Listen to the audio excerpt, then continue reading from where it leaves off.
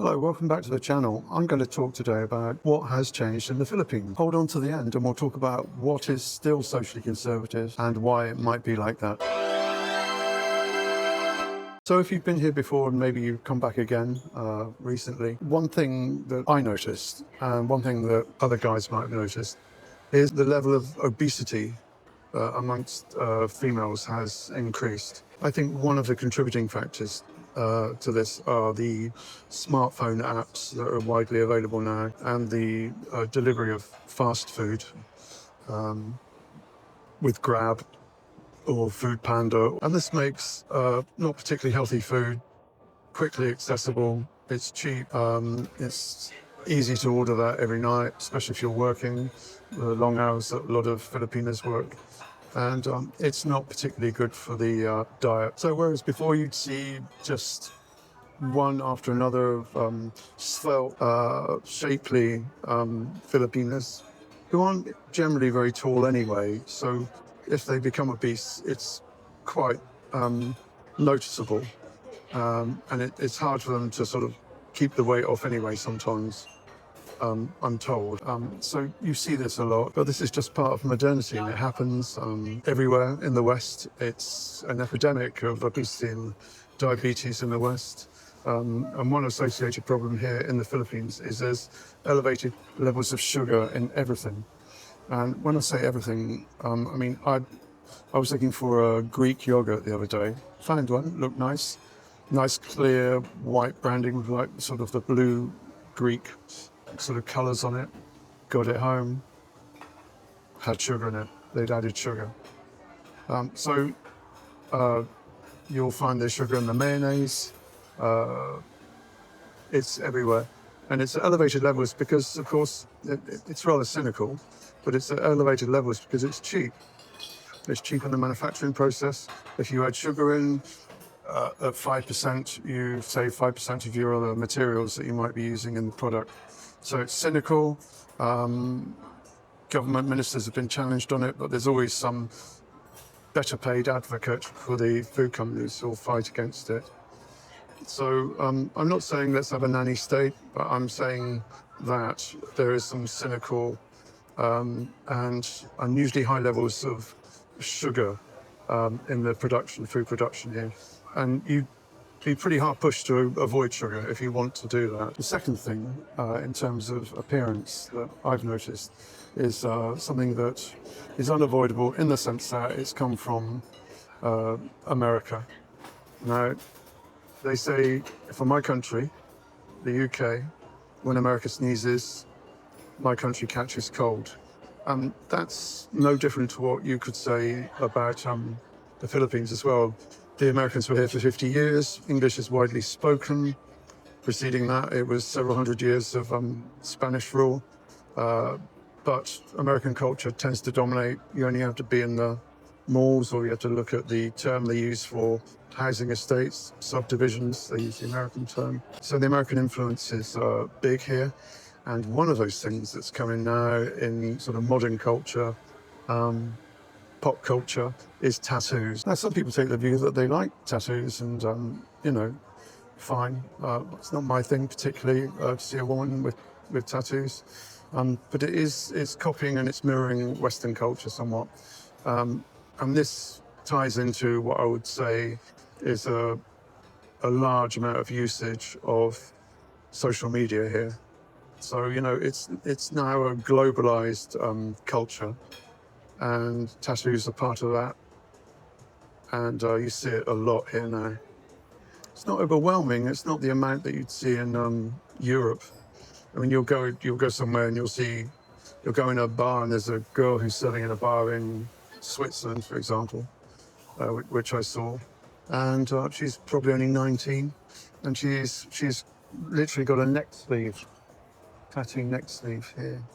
And you're thinking, well, you're young, you've gone and done that, it's hip now, it's cool now, let's see.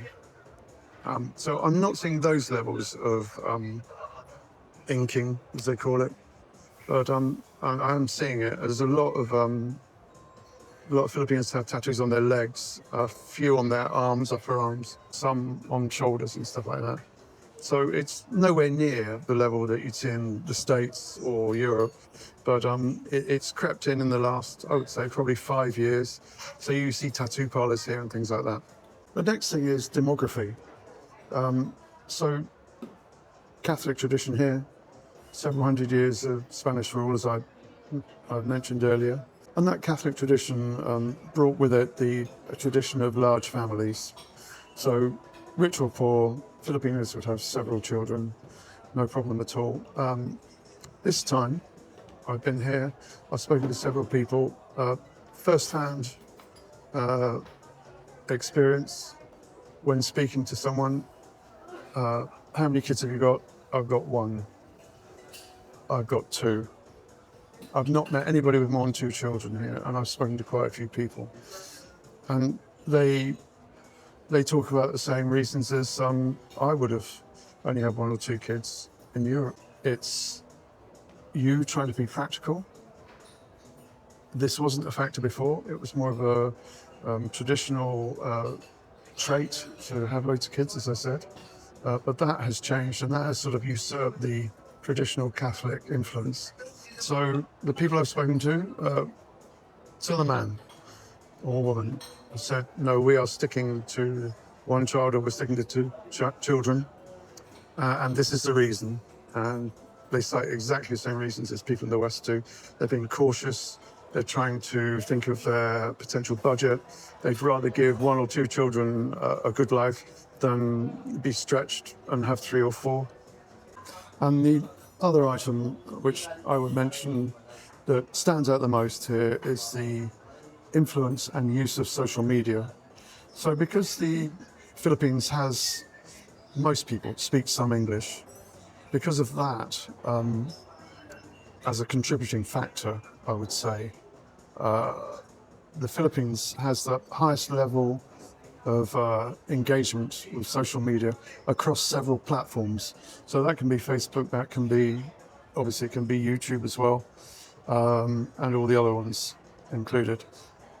And English is a factor, because if you speak a little bit of English, you've got a much larger section of the world that you can relate to. So first in engagement, coming in at nearly 3.5 hours of daily engagement per Filipino, is the Philippines. That's quite high, and as I said, that's across several platforms. I think second is Indonesia, and Indonesia would speak probably less English, I would say, but still they're quite high as well. I'm not sure the exact figures for them, but in Asia, the Philippines are the absolute champions of social media engagement, and that reflects across fashion, it reflects across culture, it reflects across all sorts of aspects of society here.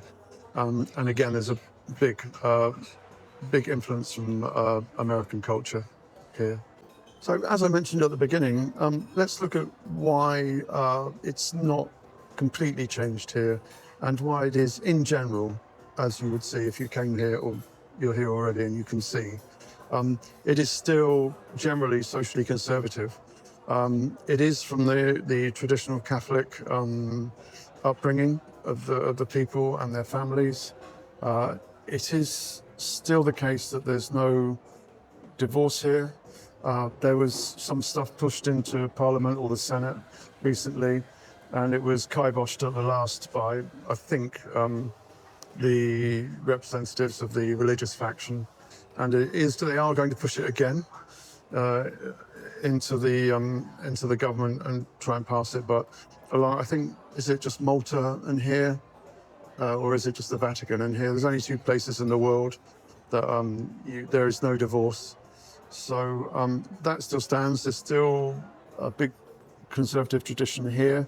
The people on the ground, their culture is changing, but there's still stuff that's going to be changing further once it seeps through. And fashion and politics, they sort of happen downwind from culture, and the culture is changing. It's not changing quickly, but it is changing. So I would love to hear if you've noticed any other changes, or maybe you disagree with me and you don't think it's changed very much over the last 15, 20 years. I think it has. Let me know your feelings on it, whether you like it, whether you don't like it, whether you think it should change more rapidly, whether you think they should put the brakes on and try and preserve the conservatism that is here. And let me know. So it'd be great to hear from you. So smash a like, but more importantly, I'm more interested in engagement. I'd love to hear from you. So Cano Life signing out. See you soon.